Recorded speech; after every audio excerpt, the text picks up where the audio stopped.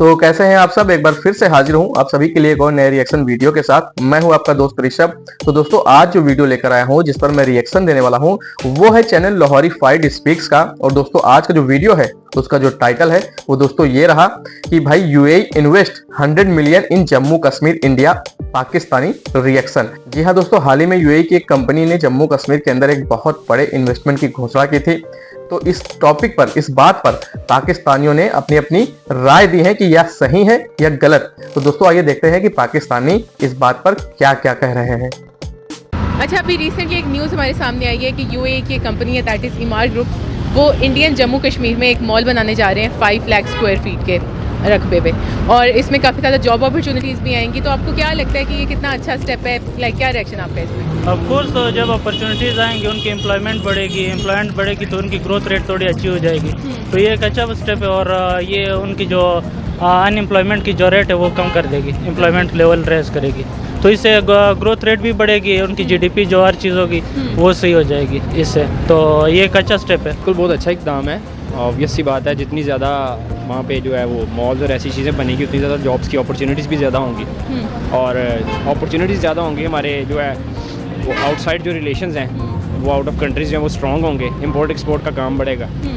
तो जितनी ज़्यादा रिसोर्सेज हमारे बाहर यूज़ होंगे उतनी ज़्यादा ये काफ़ी अच्छा कदम है, क्योंकि काफ़ी बेरोज़गार होंगे, उन्हें जॉब मिलेगी और उनका घर का सर्कल चलेगा। काफ़ी अच्छा कदम है ये बज़ात इंडिया के लिए अगर देखा जाए तो उसके लिए तो एक अच्छा स्टेप है, लेकिन इसके बैक क्रॉस जो है वो पाकिस्तान पे ज़रूर इफेक्ट करेंगे। वो इस तरह के, फर्स्ट ऑफ ऑल इंडिया वहाँ पे कंस्ट्रक्शन नहीं कर सकती because it is against the resolution of UN, क्योंकि एक डिस्प्यूट एरिया के ऊपर कंस्ट्रक्शन नहीं हो सकती। बहुत ही हमारी इकॉनमी के लिए बहुत ही बेनिफिट है, क्योंकि उससे ये होता है कि जो लोग बेरोज़गार होते हैं उनको उनका यानी कि रोज़गार मिल जाएगा। जो लोग जितने भी फ्री होते हैं या जिन्होंने अपनी स्टडी कंप्लीट की हुई है, तो उसमें कुछ ऐसे भी होते हैं कि हर किसी को तो जॉब नहीं मिलती, क्योंकि ये एक लक पे भी डिपेंड करता है। कोई बंदे ऐसे भी होते हैं जिनकी डिग्री हाई लेवल पे होती है लेकिन उनको जॉब नहीं मिलती। आपको क्या लगता है कि पाकिस्तान के रिलेशन इतने स्ट्रॉन्ग नहीं है?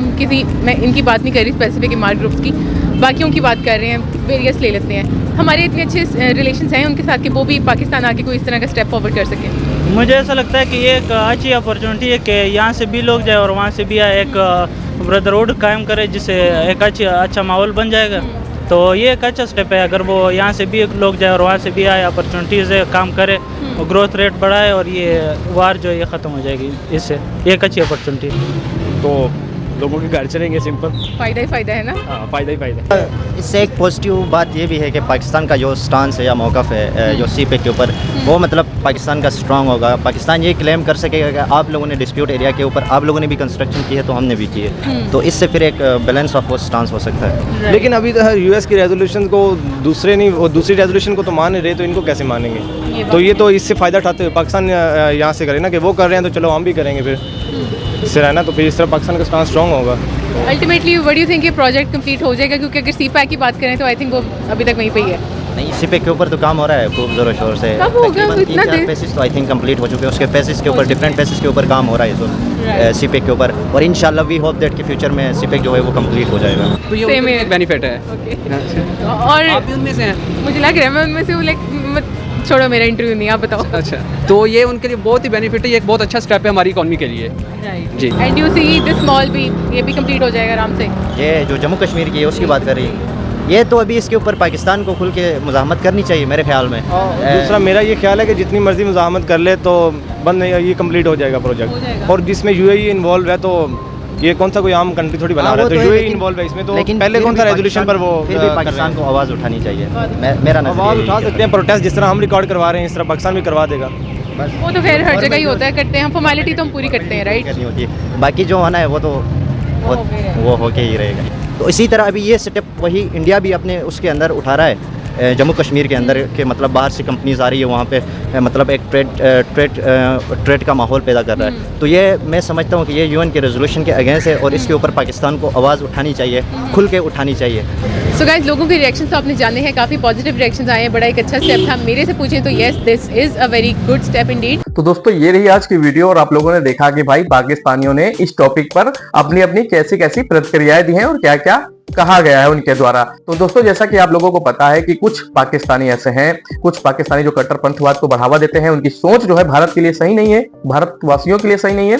तो उनका मानना यह है, या वो कहीं पर भी भारत के अंदर इन्वेस्टमेंट ऐसी होती है चाहे जहां हो, तो लाजमी सी बात है इस तरीके से प्रतिक्रियाएं आती हैं और गलत प्रतिक्रियाएं आती हैं। उनको अच्छा नहीं लगता है कि भारत डेवलपमेंट की इतनी तेजी से बढ़ रहा है और भारत में इतना इन्वेस्ट कर रही हैं कंपनियां और देश।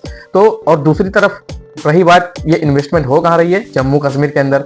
पाकिस्तानी जो 77 सालों में आज तक जम्मू कश्मीर के पीछे पड़ा रहा, उसी मुद्दे पे पाकिस्तान चलता रहा, उसी मुद्दे पे आतंकवाद को फंडिंग मिलती है, इसी मुद्दे पे कश्मीर के मुद्दे पे पाकिस्तान ने 3 लड़ाइयां लड़ी हैं भारत से और जीत एक में भी नहीं पाए हैं।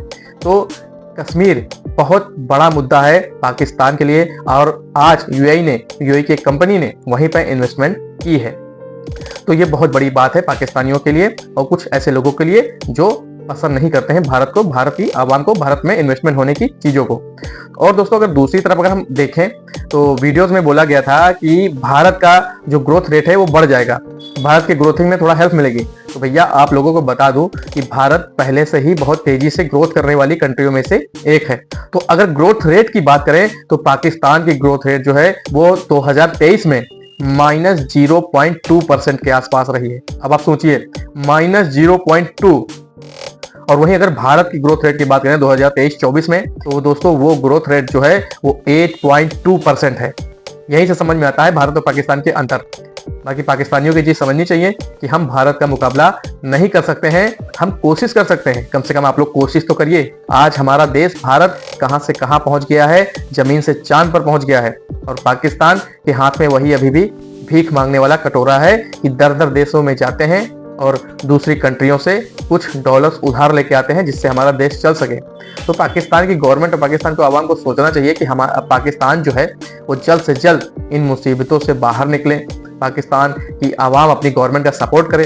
और बहुत बड़ी बात यह है कि गवर्नमेंट, एक अच्छी गवर्नमेंट पाकिस्तान में आना, वो बहुत बड़ी बात है। जब से पाकिस्तान बना है मजहब के नाम पर, तब से कोई भी गवर्नमेंट ऐसी नहीं आई है या वहां का कोई भी ऐसा पीएम नहीं रहा है जिसने अपना कार्यकाल जो है वो पूरा किया हो। इसी से आप समझ सकते हैं कि वहां के क्या हालात हैं।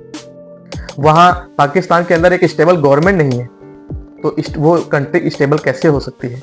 उसके हालात इसी तरीके से डगमगाए रहेंगे हमेशा, जब तक वहां कोई एक अच्छी और सुरक्षित और साफ गवर्नमेंट नहीं आ जाती। तो दोस्तों ये रही आज की वीडियो और मिलता हूं ऐसे ही किसी एक और नए रिएक्शन वीडियो में। तब तक के लिए आप लोग मुझे दीजिए इजाजत। मैं हूं आपका दोस्त ऋषभ। नमस्कार, जय हिंद।